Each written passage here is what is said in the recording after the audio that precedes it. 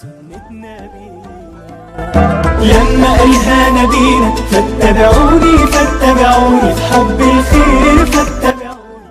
Jadi hana menafikan antara berusaha dengan tawakal. Athai baik tanya muman berusaha pasti menyokatna ada usaha merumput rezeki.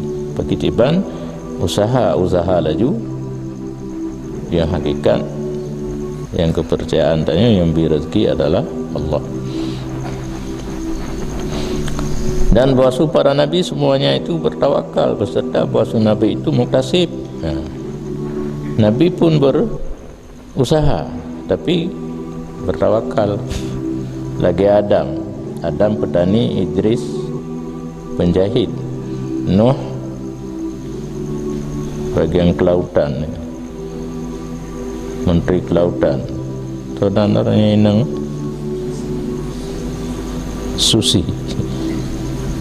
Nabi Ibrahim pedagang kain.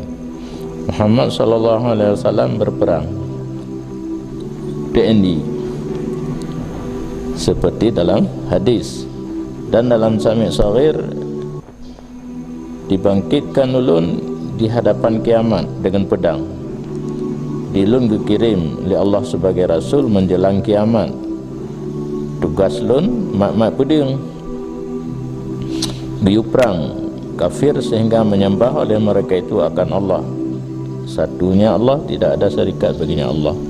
Dan jadi ia Allah akan rezeki lun di bawah naungan tombak lun. Di Nabi kayu gaji Pangti Abri, Panglima tertinggi angkatan bersenjata tapi kan RA Republik Arab Abra. Dan kata-katanya